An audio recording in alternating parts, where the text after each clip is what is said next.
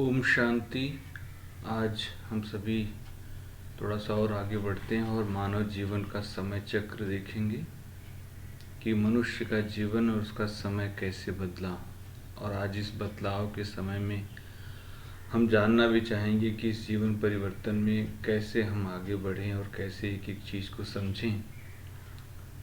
तो उसी भाव को लेकर हम आगे बढ़ेंगे कि मानव जीवन का समय चक्र बदला कैसे। एक इसमें सबसे बड़ी बात आती है कि शास्त्रों में भी बात कही गई कि क्या मनुष्य 84 लाख योनियां भोगता है फिर जाके मनुष्य बनता है। ऐसे बहुत सारी भ्रांतियां हैं। मनुष्य जानवर बन जाता है, फिर अपने कर्मों के आधार से ये सब कुछ हो जाता है। ये सारी बातें भी हैं, तो इसको भी सबसे पहले स्पष्ट करना हम चाहेंगे कि मनुष्य कभी भी जानवर नहीं बन सकता। वैसे भी आप अगर बुद्धिमान हैं, समझदार हैं, तो अपने से देखें कि अगर आज मनुष्य जानवर बनता तो जानवरों की पॉपुलेशन ज़्यादा होती, मनुष्यों की कम होती। जानवर सुखी होते, मनुष्य दुखी होते बहुत ज़्यादा। लेकिन आज जानवर भी बड़े कहीं परेशान हैं, दुखी हैं, क्योंकि उनको भी देखते हैं रोड्स पर ऐसे ही घूमते रहते हैं। किसी के पैर टूटा हुआ है, किसी का कुछ टूटा हुआ है। ऐसे मनुष्यों के लिए भी कहा जाता है कि मनुष्य अगर जानवर बनता तो कौन सा ऐसा कर्म कर लेगा कि फिर मनुष्य बन जाएगा, क्योंकि कर्म करने के लिए तो अच्छी बुद्धि चाहिए। और जानवरों को हम वैसे भी पेट्स कहते हैं, पालतू कहते हैं। उनको हम पालते हैं, उनको हम सिखाते हैं, तब जाके वो अच्छा बनते हैं। तो हम इंसान, हम मनुष्य, हमारी अपनी एक योनि है। हम सारे मनुष्य कभी भी उन योनियों में नहीं जा सकते। जैसे अगर केला लगाया तो केला, आम लगाया तो आम, उसमें आप कभी अमरूद नहीं पैदा कर सकते आम में, और न कभी केले में आप सेब पैदा कर सकते हैं।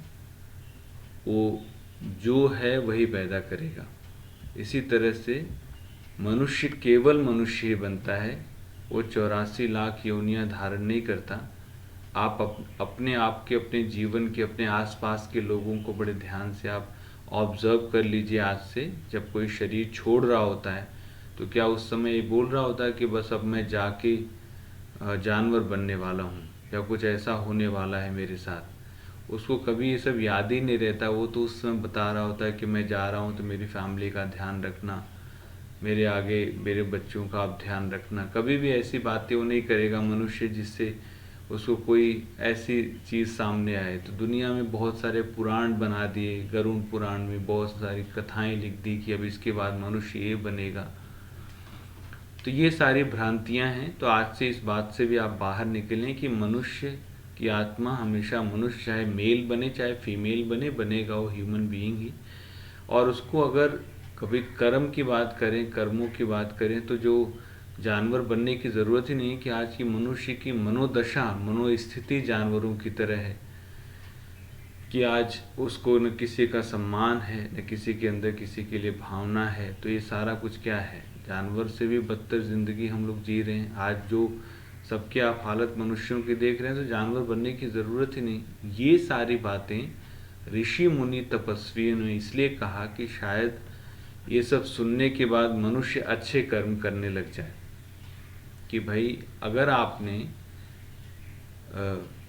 कोई ऐसा कर्म किया तो आप ये बन जाएंगे, कीड़े मकोड़े बन जाएंगे। तो लोगों ने सोचा अब तो अगले जन्म में हमको ऐसा बनना ही है, तो इसी जन्म में एंजॉय कर लो। ऐसा नहीं है। उन्होंने सिर्फ डराने के लिए कहा था, लेकिन मनुष्य कभी भी इन बातों से निकल नहीं पाया। तो इस बात को भी थोड़ा सा स्पष्ट समझ लें कि मनुष्य हमेशा मनुष्य बनेगा। इस वर्ल्ड में 84 लाख स्पीशीज हैं, मतलब 84 लाख प्रजातियां हैं, जिसमें मनुष्य के सिर्फ और सिर्फ 84 जन्म होते हैं। 84 बर्थ होंगे। 84 जन्म में तो ये हालत है कि हमको कोई बात पूरी तरह से समझ में नहीं आती, और 84 लाख की कहानी कौन सुनाएगा। तो इस तरह से आप मान लीजिए कि हमेशा जो जानवर है वो जानवर जिस जिस योनि में जो है वही बनेगा। कभी वो आजकल कोई भी साइंटिस्ट इस दुनिया में ऐसा नहीं हुआ जिन्होंने हाइब्रिड करके कोई चीज़ पैदा कर दी हो कि भाई जानवर ये अगर ये वाला क्लोन है तो इसको दूसरे में डाल दो तो वो बन जाएगा। वो सक्सेसफुल नहीं हो सकता।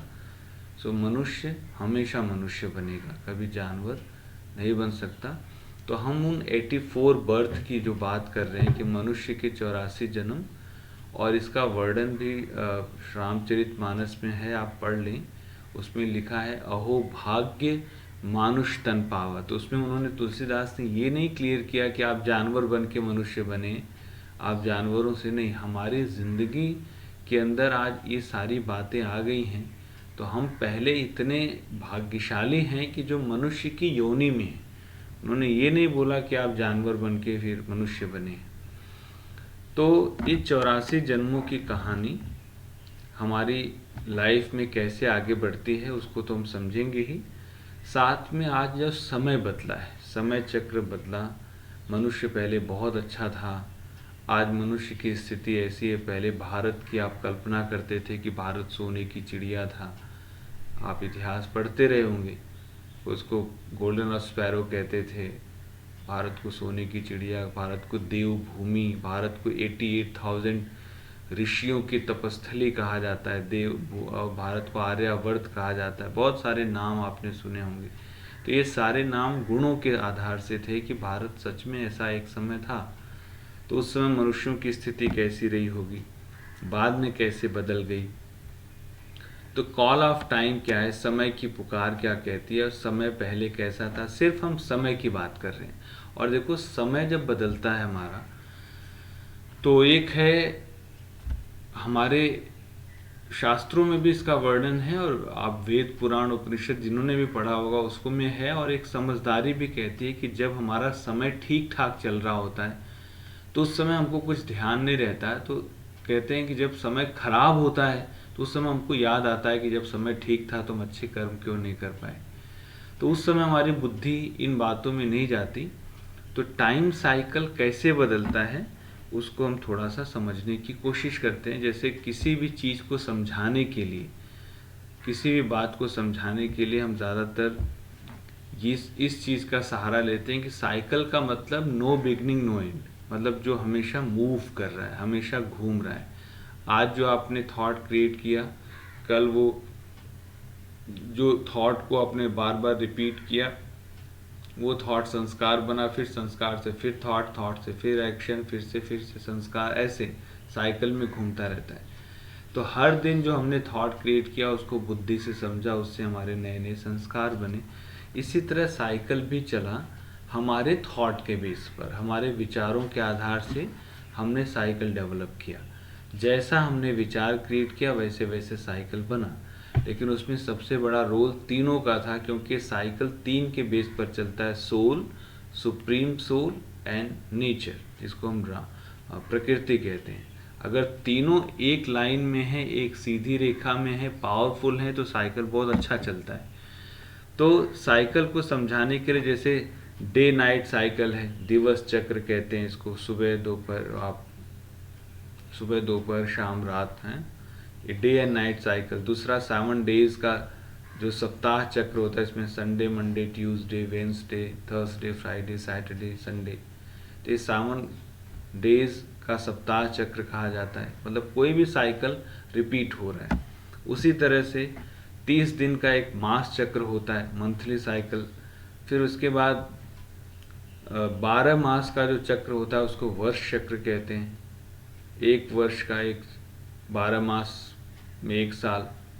तो कहने का मतलब 12 मास को एक साल कहा। तो ये सारे जो आप चक्र देख रहे हैं, 12 मास के बाद फिर जनवरी, जैन के बाद फिर फेब आता है, फेब के बाद फिर मार्च, फिर अप्रैल, फिर मई, फिर जून, फिर जुलाई, ऐसे फिर से रिपीट हो जाता है। तो हर चीज़ क्या है, मूव करके फिर से अपने स्थान पर आ जाती है। वैसे ही जब विचारों के आधार से आज का जो जीवन है हमारा, कलयुगी जीवन है, जिसे हम कलयुग कहते हैं, कि हम कलयुग में हम सभी हैं।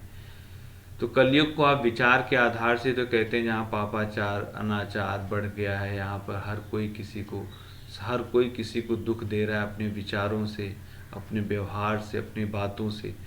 और विचारों के आधार से ही हम अपने आप को देखते हैं कि एक समय सतयुग था, जब दुनिया बहुत अच्छी थी, उस समय सबके विचार बड़े अच्छे थे, एक धर्म था, एक राज्य था, एक भाषा थी, एक कुल था, एक मत था, सब कुछ बहुत अच्छा था। ऐसे ही त्रेता युग भी बहुत अच्छा था, द्वापर में भी कहा जाता है। तो जैसे जैसे हमारे विचार बदले, उन विचारों के आधार से कहा जाता है जीवन बदल गया। अब इस समय हमारे सामने कलयुग की सीन है। तो ये जो विचार हमारे परिवर्तित हुए, इन विचारों का जो बदलने का आधार क्या रहा, वातावरण रहा या हम खुद रहे, तो इसको समझने की थोड़ा सा कोशिश भी करेंगे कि विचारों के बदलने का बेस क्या हो सकता है। समय, हर समय एक जैसे दिन ही दिन हो तो आपको अच्छा नहीं लगेगा, रात ही रात हो तो आपको अच्छा नहीं लगेगा। ऐसे हर समय एक जैसा दिखे तो आपको पता नहीं चलेगा कि क्या सही है क्या गलत है। तो गलत हुआ तो हमको सही का पता चला। अब अगर इस समय हमको सब समझ में आ रहा है तो इसका मतलब ज़रूर अच्छे विचारों से पावर रहती है, ज़रूर अच्छे विचारों से जीवन अच्छा रहता है।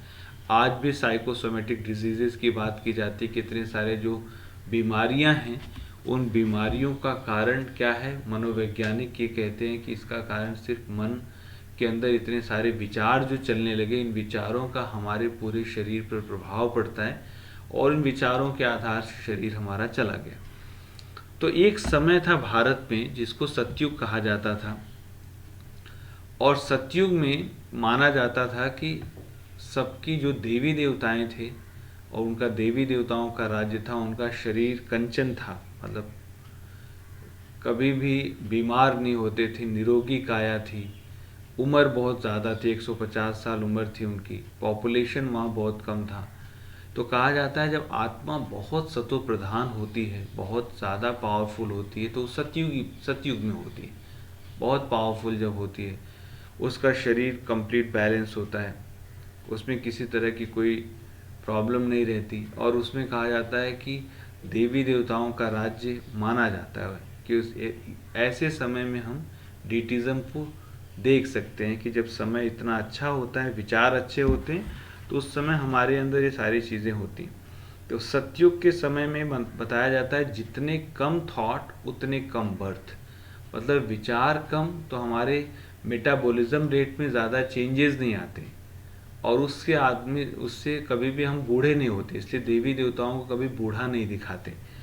तो ये थॉट इतना पावरफुल था कि उस समय सतयुग की सीन, मतलब कंचन काया, बहुत पावरफुल। अब आप थोड़ा सा जब विचार हमारे बदले, थोड़ा हमारी बैटरी आत्मा की और थोड़ी सी वीक हुई, थॉट थोड़े से कम कम ज़्यादा, थोड़े से एक दो ज़्यादा चलने लग गए, तो कहा जाता है कि हमारा समय बदला और हम फिर से थोड़ा सा दूसरे पीरियड में चले गए। सतयुग को गोल्डन एरा कहा गया है। गोल्ड एक ऐसा मेटल होता है जिसको किसी और चीज़ का प्रभाव नहीं पड़ता। ऐसे वहाँ से हम त्रेता युग में ट्रांसफ़र हुए। त्रेता युग का मतलब जहाँ पर थोड़े से विचार कम हुए, लेकिन वहाँ भी बहुत कुछ बहुत अच्छा था, पावरफुल थे हम। और कहा जाता है कि वो भी 1250 साल का था। वो वहाँ भी जो लाइफ स्पैन था 125 साल था। वहाँ पॉपुलेशन बहुत ज़्यादा नहीं थी, शुरुआत में बहुत कम, बाद में बढ़ी, लेकिन वहाँ भी कहा जाता है कि सब कुछ बहुत अच्छा था। तो शुरू में 8 जन्म, बाद में 12 जन्म। तो सतयुग में 8 बर्थ एंड त्रेता में 12 बर्थ, 12 8 20 जन्म हो गए। लेकिन इन 20 जन्मों में हमारी आत्मा कंप्लीट पावरफुल थी। सतयुग त्रेता को मिला के ही हेवन कहा जाता है, पैराडाइज कहा जाता है, बहिष्ठ, वैकुंठ, स्वर्ग। इसका आप वर्णन सिर्फ एजम्पशन के रूप में सुनते हैं, काल्पनिक रूप में कि एक समय था, लेकिन समय था। लेकिन इसमें एक बात और क्लियर कर दें कि जब ऐसा समय था तो उस समय कोई भी ऐसा जो दुनिया में बताया जाता है कि राम के राज्य में रावण था, कृष्ण के राज्य में कंस था। अब आप बताएं, जहाँ इतने अच्छे विचार वाले लोग होंगे वहाँ ऐसी आत्माएं कैसे आ सकती हैं? अगर हैं तो, वैसे तो है नहीं, क्योंकि रावण और कंस जैसा कोई व्यक्ति इस दुनिया में पैदा नहीं हुआ। लेकिन ये हमारे विकारों का सिंबल है कि 10 सिर वाला रावण का मतलब 10 विकार। अब 10 सिर का व्यक्ति कैसे पैदा हो सकता है, सोचने का विषय है। तो उसमें 10 विकार में दिखाया गया, उस किसी के अंदर लस्ट है, एंगर है, अटैचमेंट है, ग्रीड है, ईगो है, हेट्रेड है, जेलसी है, सरकाज़म है, लेजीनेस है, फियर है, ये सारे 10 विकार को 10 शेर के रूप में दिखा दिया गया। बुद्धि इससे हमारी काम नहीं कर रही थी, इसलिए रावण को विद्वान होते हुए भी दिखाया गया गलत काम करते हुए। तो आज भी हम थोड़े पढ़े लिखे ज़रूर हैं, लेकिन हमारी बुद्धि में वो सारी बातें भरी पड़ी हैं। तो रावण विकारों का सिंबल है। और इसको ऐसे भी देख सकते हैं कि अगर त्रेता युग में राम ने या जब भी राम ने रावण को मारा हो, तो रावण तो मर गया था, फिर आज रावण को जलाने की क्या ज़रूरत है।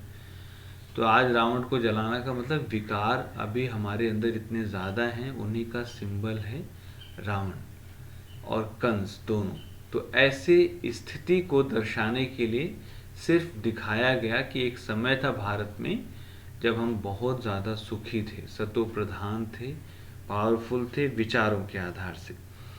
अब हमारा जो विचार बदला, थॉट थोड़े और कम हुए, तो कहा जाता है कि हम द्वापर युग में आए। थॉट और मतलब बढ़ने स्टार्ट हो गए। तो सतयुग त्रेता में हमको हमारा शरीर याद नहीं रहता था, हम कंप्लीट हेल्दी थे, पावरफुल थे, क्योंकि हम सोल कॉन्शियस थे, शक्तिशाली थे, आत्मा बहुत पावरफुल थी। लेकिन जैसे ही हम अपने आप को भूलने लगे, 2500 साल में आत्मा थोड़ा वीक हुई और अपने आप को जब भूलने लगे, तो हम द्वापर युग में आए। द्वापर का मतलब वहाँ पर हमारे मत अलग अलग, दो पुर अलग अलग मतांतर स्टार्ट हुए। हम भूलना स्टार्ट हुए कि हम कौन हैं। देखो, सतयुग त्रेता में कंप्लीट थे, डिटिज्म था, किसी तरह की कोई समस्या नहीं थी, तो हम क्यों सुख के पूरा सुख भोग रहे थे। लेकिन जैसे ही हमारे अंदर चेंजेस आए, 2500 साल में आत्मा ने 20 जन्म लिया, तो थोड़ा चेंज आया, तो उसने सोचना स्टार्ट किया। और सोचना जब शुरू किया तो शरीर के अंदर भी चेंजेस आने लगे। तो उसको कहा जाता है बॉडी कॉन्शियसनेस स्टार्ट हो गया। एक है बॉडी का भान, मतलब शरीर याद आने लगा कि हम आत्मा हैं या शरीर हैं, कंफ्यूजन स्टार्ट हुआ। बॉडी कॉन्शियसनेस का मतलब पद का, नाम का, मान का, शान का, सम्मान का, ये सारी चीज़ें भी साथ में जुड़ गई। इसको हम बॉडी कॉन्शियसनेस कहते हैं। देह अभिमान, देह भान और देह अभिमान दोनों स्टार्ट हो गया द्वापर युग में। तो उस समय और भी आत्माएं आईं। द्वापर युग में हमारा धर्म चला गया धर्म पिताओं के पास। उस समय कोई भी ऐसे धर्म पिता नहीं थे। तो हमारा जो धर्म था आदि सनातन देवी देवता धर्म, जिसमें डिटिज्म था, तो इसका नाम ही था इस सनातन। आदि माना बिगनिंग से, सनातनी का मतलब जो कभी नष्ट नहीं हुआ, देवी देवताओं का राज्य था। तो ये कल्पना नहीं है, सच में ऐसा था। लेकिन वहाँ ये सब नहीं था जो दुनिया में आपको दिखाया गया कहानियों में। ये कलयुग की मनोदशा का वर्णन है कि जब हम आत्माएं द्वापर में आए, तो द्वापर में हमारे जन्म बढ़ गए और विचार बढ़ने लगे, तो जन्म भी बढ़ने लगे और हमारे अंदर शरीर के अंदर भी परिवर्तन होने लगा। तो हमारे जन्म जैसे बढ़े, तो जन्म लेने के बाद कर्म का बंधन भी बढ़ा, सब कुछ ऊपर नीचे हुआ। तो जब ऐसा हुआ तो उसके बाद क्या पॉपुलेशन बढ़नी है। अब देखिए, पॉपुलेशन शुरू में बहुत कम, विचार ज़्यादा चलने लगे थोड़ा सा, तो और ज़्यादा पॉपुलेशन बर्थ बढ़ गए। थोड़ा और विचार चले, ज़्यादा थॉट आने लगे, तो और जन्म बढ़ गए, 21 जन्म हो गए। लेकिन जब हम कलयुग में आए, तो कलयुग में तो कोई लाइफ, हमारा जो लाइफ स्पैन है आज तो अनटाइमली डेथ है, अकाली मृत्यु हो जाती है कभी भी। लेकिन कलयुग में जब बहुत सारे विचार, बंडल ऑफ थॉट्स चलने लगे, हम डरने लगे, शरीर हैं कंप्लीट, सब कुछ भूल गया। जब सब कुछ भूल जाते हैं तो वो स्थिति होती है कलयुग की। और उस कलयुग में आकर फिर हम पुकारना शुरू करते हैं कि हम कौन हैं, कहाँ से आए। वैसे तो शुरू ये द्वापर से हो गया कि जब हमारे कहा जाता है पैसे खर्च हो जाते हैं, तभी हम अपने घर वालों को फ़ोन करते हैं, बातचीत करते हैं। ऐसे जब हमारी शक्तियाँ ख़त्म हो जाती हैं, द्वापर से हमारी शक्तियाँ ख़त्म होनी शुरू हुई, हमने पूजा पाठ करना स्टार्ट किया। तो सबसे पहले शिवलिंग बनाया। शिवलिंग बनाने के बाद जब उस पर फोकस करना फोकस करना शुरू किया, लेकिन धीरे धीरे हमारी शक्तियाँ और कम हुई। उसके बाद हमने देवी देवताओं का चित्र बनाया। उसके बाद थोड़ी शक्तियाँ और कम हुई तो हमने प्रकृति की पूजा शुरू की। ऐसे हम जैसे जैसे कमज़ोर होते गए विचारों से, वैसे वैसे हमने अपनी स्टैचू बना के पूजा करना स्टार्ट किया। तो द्वापर में सारे शास्त्र लिखे गए, द्वापर में सब कुछ बहुत अच्छा हुआ। ये जो सारी चीज़ें बनी, शास्त्र जो इसको कहा जाता है शास्त्र बने, तो ये बात आपको सामने इसलिए रखी जा रही है कि दुनिया में एक बात और है कन्फ्यूज़न वाली कि द्वापर में महाभारत की लड़ाई हुई और बहुत कुछ बदला। तो महाभारत अगर हुआ तो परिवर्तन हो जाना चाहिए, पूरी तरह से स्वर्ग आ जाना चाहिए, आ गया कलयुग। तो ये कहानी आज के है, क्योंकि द्वापर में भी हम आत्माएं बहुत पावरफुल थे, बहुत शक्तिशाली थे, किसी तरह की कोई ऐसी मुश्किल नहीं थी। लेकिन जब कलयुग में आए तो समय पूरी तरह से बदल चुका है। अब आप देखिए 42 जन्म कलयुग में होते हैं, और कलयुग में जब हम आए तो हमारे धर्म की तो बात ही छोड़ दीजिए, इस समय किसी तरह का किसी के लिए कोई मानवता नहीं रही है, भी तो बहुत नाम मात्र है। तो हम कभी भी कोई पैरामीटर सेट करें तो अब गुणों का कोई पैरामीटर हो तो 100% होना चाहिए, कि गुण भी 40% होते हैं, 30% होते हैं, या तो अवगुण होगा या तो गुण होगा। तो इसी तरह से हमारे कलयुग में इस समय हम हैं तो सही, लेकिन सभी के अंदर वो विकार प्रवेश कर गए हैं, जिसको हम कहते हैं रावण। इसी को रावण राज्य कहा जाता है।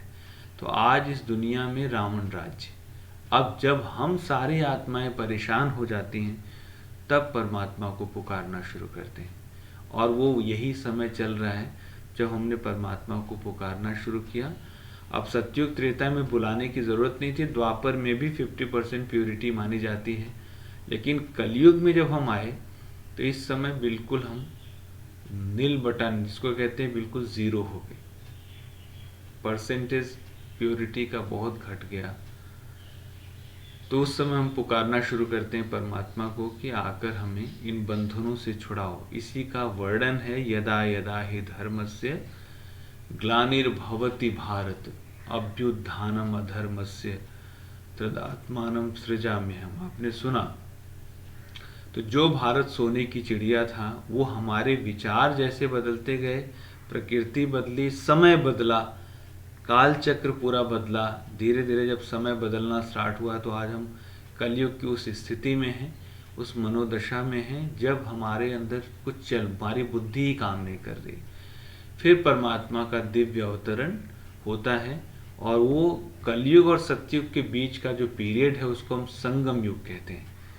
इस संगम युग में आत्मा और परमात्मा का मिलन होता है, और वो सिर्फ परमात्मा ही हमको बता सकता है। इसीलिए बहुत सारी बातें सबने बताई, लेकिन कंफ्यूजन इस बात का था कि भाई कैसे माना जाए कि ये हमारा लाखों वर्षों का ड्रामा है, या लाखों कहते हैं कई करोड़ साल हो गए, कई लाख वर्ष हो गए जो ड्रामा चला। लेकिन अगर वर्ल्ड ड्रामा व्हील 5000 ईयर्स का इसमें आपके सामने दिखाया जा रहा है, तो हर युग को 1250 1250 1250 1250 में इक्वली डिवाइड किया गया।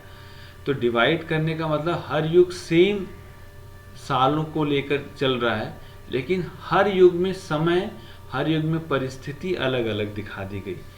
अब इसका वर्णन शास्त्रों में जो किया, शास्त्र हमने पढ़ा नहीं, शास्त्र हम मनुष्यों ने ही लिखा है, हमने ही तो लिखा है, जैसा समझा वैसा लिखा। अब उन्होंने जो लिखा, आपने जो समझा, उसमें जमीन आसमान का अंतर है। तो हर जगह तुलसीदास के आप अगर उत्तरकांड पढ़ लें, उत्तरकांड में बहुत बारे वर्णन है कि जब कलयुग आएगा तो कलयुग की मनोदशा क्या होगी, कलयुग में लोग कैसे कैसे स्थिति में होंगे।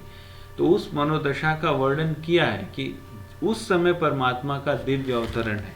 हालांकि वो बात पूरी तरह से स्पष्ट नहीं उसमें समझ में आती, थोड़ी सी बातें समझ में आती है, लेकिन उसमें है कि मैं परमात्मा राम के, एक राम दशरथ का बेटा, परमात्मा राम की बात उन्होंने की। एक कहा कि दशरथ के बेटे रामचंद्र जी की जो चर्चा की जाती है वो अलग, लेकिन एक राम आत्मा राम, एक राम परमात्मा राम। तो परमात्मा राम की बात उन्होंने की, ना कि दुनिया वाले राम की बात की। तो वो परमात्मा राम जिसको हम प्यार से शिव निराकार ज्योति बिंदु कहते हैं, वही परमात्मा है जो हम सभी का दिला राम है, जो हम सबको सुख देने वाला है। वो कलयुग में, कलयुग के अंत में जब हम आत्माएं सारी यहाँ इकट्ठी हो जाती हैं, तब परमात्मा का दिव्य अवतरण होता है। और उस दिव्य अवतरण में आने, परमात्मा के आने के बाद फिर हम आत्माओं को एक ज्ञान मिलता है, एक समझ मिलती है, क्योंकि हमको एक क्लियर नॉलेज नहीं थी कि आप एक सोल हैं, पहले बहुत अच्छा समय था, फिर समय बदला। अब सतयुग, त्रेता, द्वापर, कलयुग की नॉलेज मिलने से फायदा क्या है? इससे इतना बड़ा फायदा है कि हमारे विचारों के अंदर एक अलग तरह का उमंग, उत्साह आ जाता है कि अच्छा, सतयुग में हम ऐसे थे, हम बहुत अच्छा सोचते थे, हमारी कंचन काया थी, हम इतने पावरफुल थे। जब हम ये वाले थॉट लाना शुरू करते हैं तो हमारा जो माइंड है पावरफुल होना स्टार्ट हो जाता है। फिर हमारी बुद्धि बहुत अच्छी होने लग जाती है, क्योंकि हमको बूस्ट करने के लिए, हमारी एनर्जी को बढ़ाने के लिए हमको अच्छे विचारों की ज़रूरत है, और वो विचार सिर्फ परमात्मा हमको दे सकता है। और जब तक वो विचार हमको ये ड्रामा व्हील का नहीं पता चलेगा कि क्या कोई ऐसा समय था या कोई कल्पना है, नहीं, कल्पना नहीं, समय था, लेकिन उसको समझने के लिए बुद्धि की बहुत ज़रूरत है, समझ की, गहरी समझ की ज़रूरत है, और वो हमारे सामने आज परमात्मा आके दे रहे हैं। तो ये 5000 साल का साइकिल है। इसकी डिटेल आपको अगर जाननी है तो जब भी कभी आप फ्री हों तो ज़रूर सेंटर्स पर जाके इसको आप अच्छी तरह से सुन सकते हैं कि कैसे वर्ल्ड ड्रामा व्हील चला। लेकिन इसका मैं छोटा सा आपके सामने डिमॉन्स्ट्रेशन रख रहा हूँ कि हम आत्माएं इस समय कलयुग की मनोदशा में हैं। इस समय रावण, इस समय कंस, इस समय घर घर में महाभारत, घर घर में महाभारत, गृहस्थ आश्रम में स्थिति कैसी आप देखिए, ज्वाइंट फैमिलीज बची नहीं, सब न्यूक्लियर फैमिली हो गई। ऐसे समय में आप क्या कहते हैं, गीता ज्ञान की ज़रूरत है कि नहीं? तो अगर गीता ज्ञान उस समय दिया गया होता तो इस समय परिवर्तन आ जाता। और अकेले अर्जुन को ज्ञान देने का मतलब क्या था? देना था तो सभी को देना था।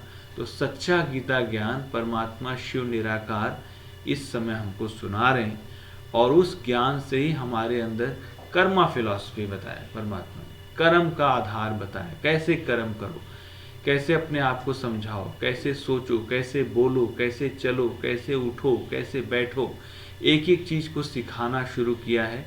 लगभग 84 ईयर्स हो गए, 84 साल तो लगभग हो गए। The God has come already. और उसके आधार से इतना क्लैरिटी से आपके सामने में, इतना कॉन्फिडेंस से हम सभी बात कर पा रहे हैं कि परमात्मा ने आके ट्रू नॉलेज दिया कि सच में अगर आप अपना जीवन बदलना चाहते हैं तो मेरे से कनेक्शन करो, मेरे से शक्ति लो। इस समय सभी कलयुग की स्थिति में है, सभी के अंदर रावण और कंस भरा पड़ा है। कोई ऐसा व्यक्ति इस दुनिया में न हुआ न होगा, लेकिन आज विकारों का इतना बड़ा हमारे ऊपर प्रभाव है कि उसके आधार से गलतियां होती जा रही हैं। अब सिर्फ परमात्मा, जिसको कहा जाता है जो खुद आकर अपना परिचय देता है, इसलिए उसको प्यार से खुदा कहते हैं। इसलिए परमात्मा शिव निराकार हम आत्माओं को आकर सच्चा गीता ज्ञान सुनाकर हमको फिर से कलयुग से निकालकर सतयुग में ले जाने आया है। वो निराकार है, वो परम धाम निवासी हैं, लेकिन वो बार बार कहते हैं अगर तुम मेरे को याद करो, मेरे से कनेक्शन जोड़ो इस संगम युग पर, तो मैं तुमको मदद करूंगा और तुम्हारे सारे किए गए पिछले जो पाप कर्म हैं वो नष्ट हो जाएंगे। क्योंकि परमात्मा से जुड़ने के बाद तो हमारा सब कुछ सही हो जाता है, तो हम कलयुग से सतयुग में चले जाएंगे। तो ये है 5000 साल की विचारों के आधार से समय कैसे बदला, उसकी कहानी। इसमें सेम है सतयुग का पीरियड, त्रेता, द्वापर, कलयुग, लेकिन सारे में समय अलग अलग था। हमारे विचार जैसे जैसे ऐसे होते गए वैसे वैसे समय बदलता गया। फिर से विचार अच्छे हो गए, श्रेष्ठ विचार हो गए हमारे, फिर से हम अच्छा सोचने लग गए, तो ऑटोमेटिकली हम सतयुग में चले जाएंगे। लेकिन सोचने के लिए हमको ये साइकिल का ज्ञान बहुत ज़रूरी है, क्योंकि जब ये हमको पता चलेगा तो हम अपने आप को सुख की सीन में बार बार ले जाएंगे, और जितनी बार सुख की सीन में आप अपने आप को ले जाएंगे उतना आप शक्तिशाली होते चले जाएंगे। ये जीवन का बहुत बड़ा रहस्य है कि हम पूरे दुनिया में बहुत यूनिक हैं, हम सभी बहुत यूनिक हैं। हम परमात्मा के बच्चे हैं, हम सब ने जो जो कर्म किया उसके आधार से हमको सब कुछ मिला है। हम अब चाहें तो अपने कर्मों को बदल के फिर से वो स्थिति बना सकते हैं। तो ये आपके सामने छोटा सा डिमॉन्स्ट्रेशन है। बाकी इसकी डिटेलिंग आप जब कभी फ्री हों तो जितने भी हमारे ब्रह्मा कुमारीज के सेंटर्स हैं सब जगह नॉलेज दी जाती है क्लियर, तो वहाँ आप बैठ के आराम से इसको सुन और समझ सकते हैं। तो स्वर्ग में जाना है जहाँ सतो प्रधान सृष्टि होगी, पवित्र शिष्टाचारी मनुष्य होंगे, एक धर्म होगा, एक राज्य, एक भाषा, एक मत वो सतयुग होगा। आज नरक है जहाँ तमो प्रधान सृष्टि है, अपवित्र हैं, भ्रष्टाचारी मनुष्य हैं, अनेक धर्म हैं, अनेक राज्य, अनेक भाषा, इतने मत मतांतर हैं, तो वहाँ ऐसे सुख नहीं हो सकता। तो कलयुग से सतयुग में जाने के लिए बीच का थोड़ा सा समय हमको भगवान ने दिया है बदलने के लिए। इसको हम ट्रांजिशन पीरियड कहते हैं, इसको हम परिवर्तन का युग कहते हैं। और वो परिवर्तन सिर्फ परमात्मा कर सकता है, क्योंकि हमको ये ज्ञान देने वाला कोई और है ही नहीं सिवाय परमात्मा के। सो परमात्मा के साथ जुड़ के अपने आप को फिर से अगर सतयुग में ले जाना है तो हम आत्माओं को जागना चाहिए और फिर से वो दुनिया हमको अगर देखनी है, क्योंकि वो दुनिया तो चलो बाद में हम देखेंगे, आएगी तो सही, लेकिन इसी समय हम वो सुख फील करना शुरू कर सकते हैं जब चारों तरफ हंगामा चल रहा है। उस समय भी आप चाहें तो सतयुगी सृष्टि वाला जीवन फील कर सकते हैं परमात्मा के साथ कनेक्ट होके। तो जो पिछले सारे लेसन थे, जितने सारे चैप्टर्स आपने किए, उसमें सब में यही बात है कि हमको परमात्मा से शक्तियाँ लेनी है, लेकिन शक्तियों को चला लेने के लिए और उसमें और ज़्यादा पावर भरने के लिए मुझे बार बार अच्छे विचारों की ज़रूरत है। और विचार कैसे आएंगे हमारे अंदर? जब मुझे ये सारी नॉलेज होगी। तो ये हमारी हिस्ट्री है कि हम पहले कैसे थे, फिर क्या हुए, फिर क्या बने, फिर क्या बन गए। पहले देवी देवता थे, फिर उसके बाद 2 युग तक देवी देवताओं का राज्य रहा, धीरे धीरे फिर हम राजाओं के राज्य में आए, फिर आज साधारण मनुष्य बन गए। तो आप ही वो देवी देवताएं थे, आज साधारण मनुष्यों के रूप में जीवन जी रहे हैं। फिर से अगर वो सृष्टि में आपको आना है, फिर से समय बदलना है, तो बस परमात्मा के साथ जुड़ने का यही सही समय है। ओम शांति। तो इस तरह से अपने आप को आप संभाल सकते हैं। 1 मिनट साइलेंस में बैठकर अपने आप को इस आधार से परमात्मा से थोड़ा सा जुड़ लीजिए कि मैं आत्मा बहुत शक्तिशाली थी एक समय, जब मेरा पूरा शरीर कंचन था। आत्मा सतो प्रधान थी, आत्मा प्योर थी, पावरफुल थी। बाद में समय बदला तो मैं थोड़ा सा डाउन होना स्टार्ट हुआ, बाद में अपनी ही पूजा करना शुरू किया और आज मैं ऐसी अवस्था में हूँ। लेकिन जब एक ज्ञान मुझे मिला, जब ये समझ मुझे मिली, तो मैं अब देख सकता हूँ अपने आप। जैसे मेरे अंदर ये विचार आए कि मैं बहुत शक्तिशाली था, उस स्वरूप में था, आपके भाव बदलने शुरू हुए कि आप कितने पावरफुल थे, कितने शक्तिशाली थे। आज हम एक साधारण मनुष्य के रूप में हैं, अपनी शक्तियों को भूल गए हैं। अब वो परमात्मा आकर हमको अपनी शक्तियां याद दिला रहा है कि तुम ही वो हनुमान हो जो अपनी शक्तियों को भूल गया है, फिर से उसको याद दिलाने आया।